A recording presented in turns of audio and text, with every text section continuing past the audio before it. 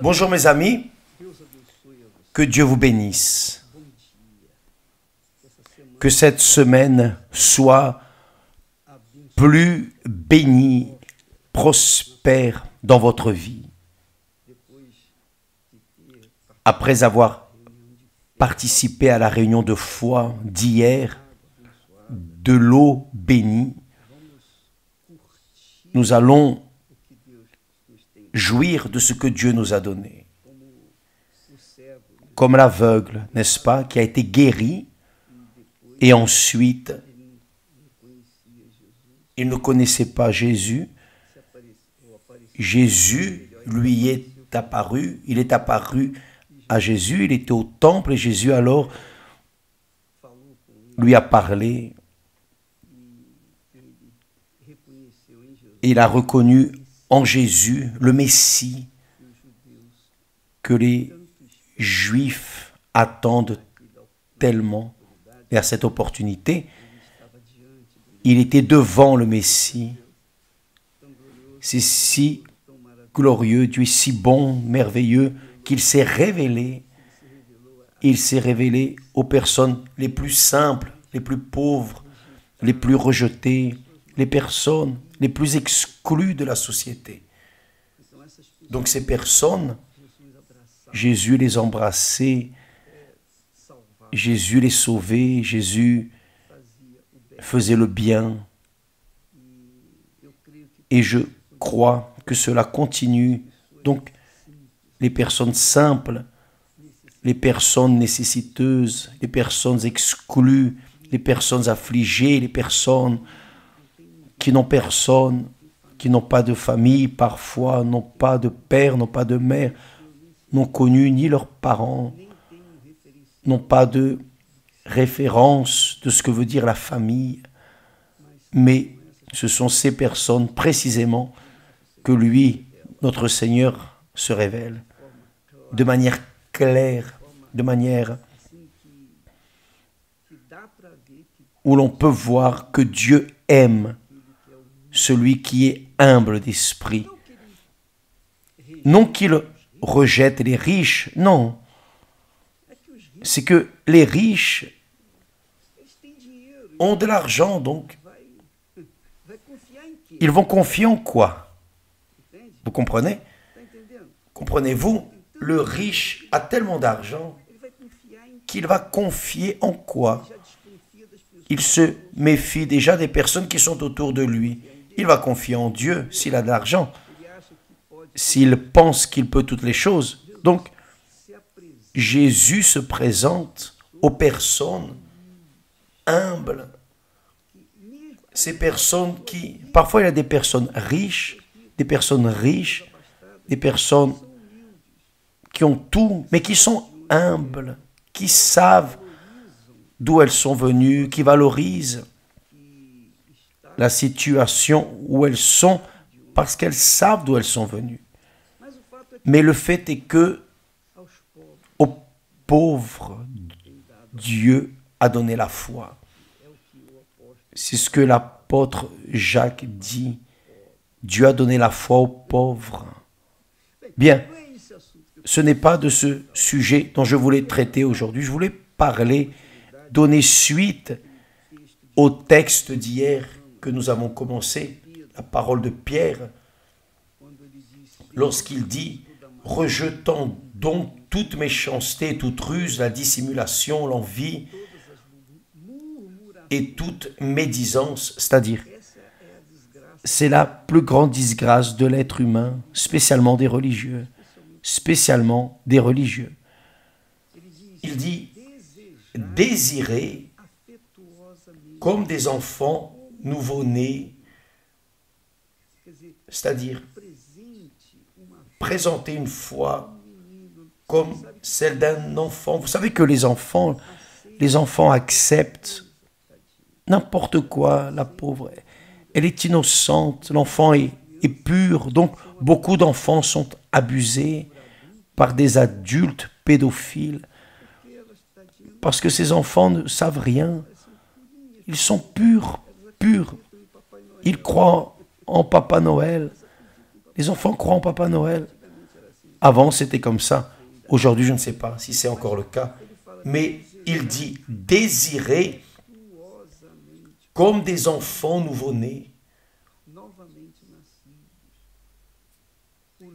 le lait spirituel et pur. » Le lait spirituel et pur. C'est là-dessus que je veux me focaliser aujourd'hui. Que veut dire le lait spirituel et pur? Afin que par lui, vous croissiez, c'est-à-dire par le lait spirituel et pur, la personne va croître. Ce qui veut dire le suivant. C'est la foi intelligente, la foi rationnelle, la foi appuyée sur la raison, l'intelligence. Parce que l'intelligence, c'est Dieu qui la donne. Le rationnel, c'est Dieu qui nous le donne. L'esprit de l'intelligence, de la sagesse qui nous le donne, c'est Dieu. Donc, ici, l'apôtre Pierre parle comme un sage. Non parce qu'il était sage, mais parce que l'Esprit l'a utilisé pour écrire ces mots. Les spirituels et purs.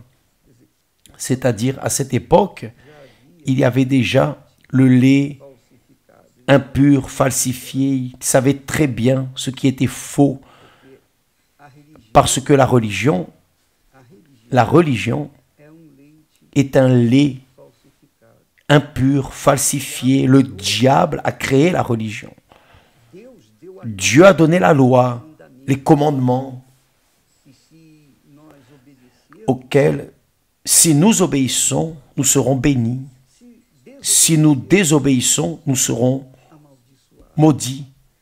C'est ainsi depuis le début avec Adam et Ève. Adam, fais attention, tu peux manger de tous les fruits de ce jardin, mais cet arbre qui est là, le fruit de cet arbre, non, il est mien, c'est à moi. Dieu a laissé cet arbre-là pour qu'Adam soit éprouvé dans sa fidélité. Et ils ont goûté, par conséquent, l'humanité a été engendrée dans la corruption, dans la tromperie, dans la fausseté, le mensonge, etc., etc., etc. Donc, le diable a créé l'institution appelée religion pour tromper les personnes, pour les faire tomber dans l'illusion, pour faire les personnes avoir des émotions religieuses, des émotions de la foi qui viennent les rendre fanatiques. Le fanatisme, c'est cela, c'est la foi sans le rationnel. Le fanatisme, c'est cela, la personne suit une certaine religion de manière aveugle. Cela s'appelle le fanatisme. La personne est devenue fanatique. Elle n'a pas raisonné, elle a utilisé l'émotion, le cœur, le sentiment. Et cela l'a fait embrasser avec force cette idée satanique. Et là, nous voyons le chaos dans ce monde. Dans les églises, il existe cela malheureusement.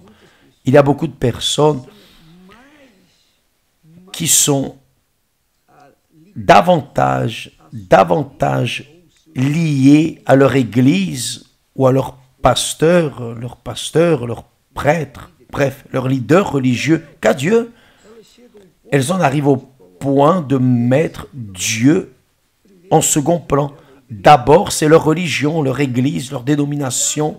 Et il y a des personnes qui sont même intelligentes, mais elles sont tellement aveugles,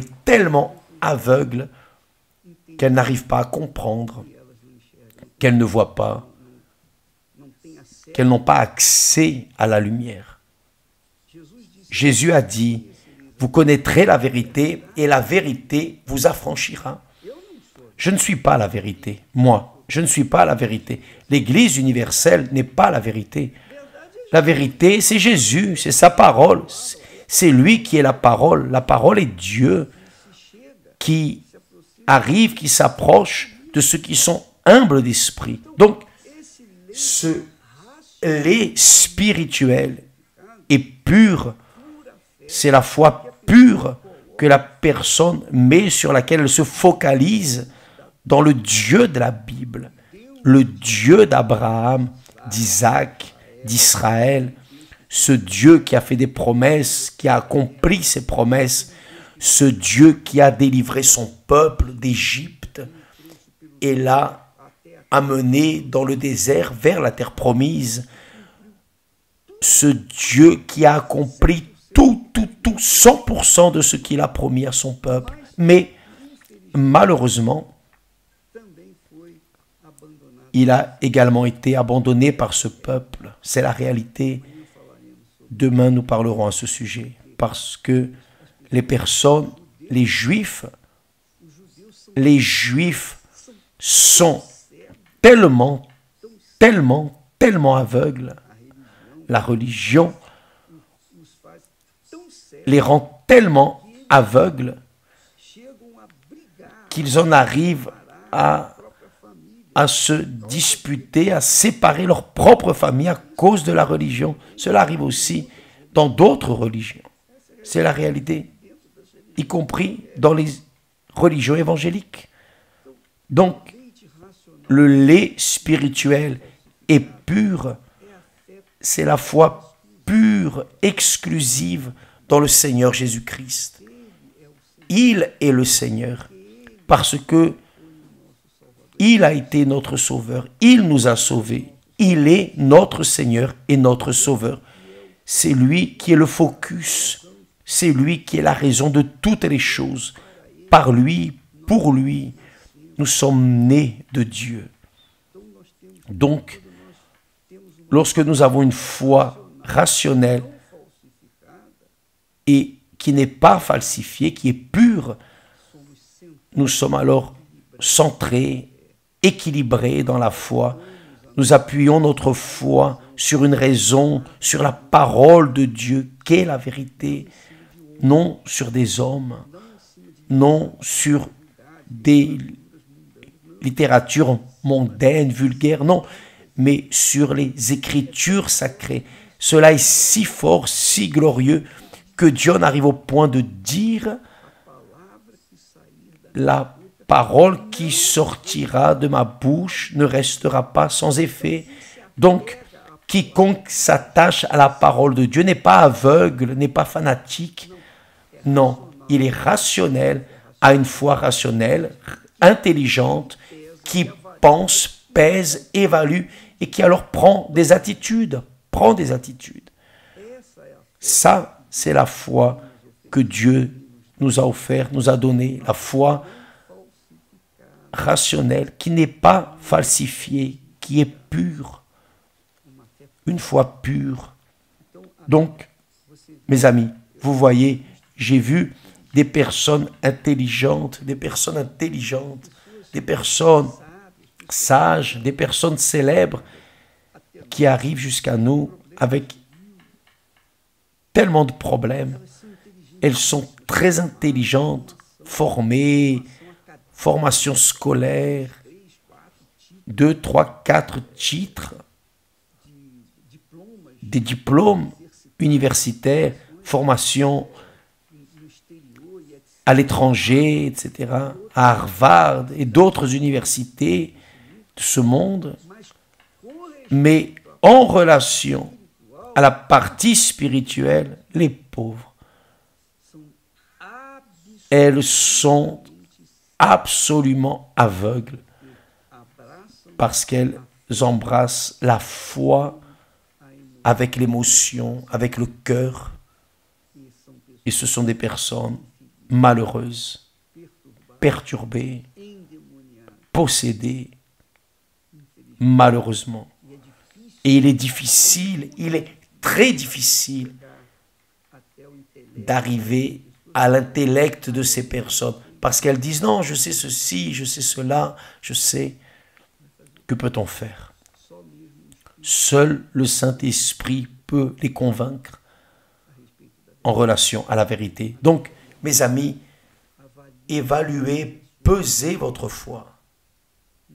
S'il vous plaît, ne restez pas liés à l'évêque Macedo a dit, alors c'est ça. Non, je suis humain, je suis faillible, sujet à des faiblesses. Combien de choses faisons-nous que nous n'aurions pas dû faire?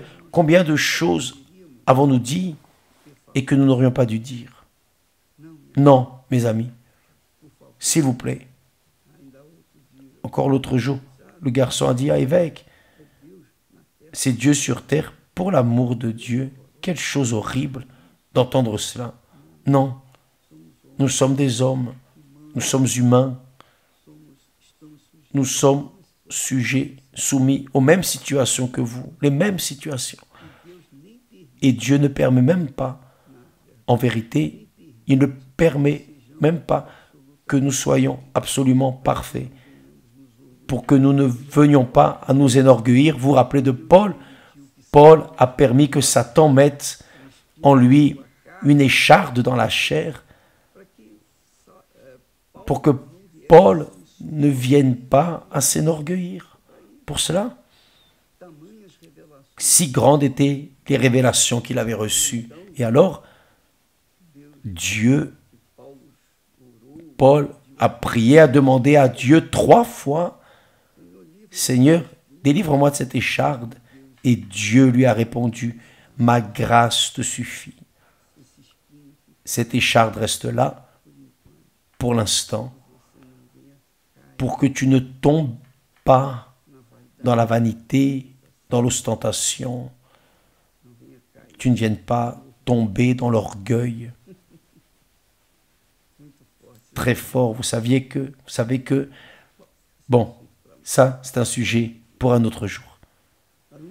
Mais l'important est que vous veniez à vous maintenir dans cette foi centrée, équilibrée, pour que vous puissiez jouir des bénéfices de la parole de Dieu dans votre vie aujourd'hui et jusqu'à votre promotion, jusqu'à notre promotion qui est lorsque nous nous rencontrerons avec notre Seigneur Jésus. Amen.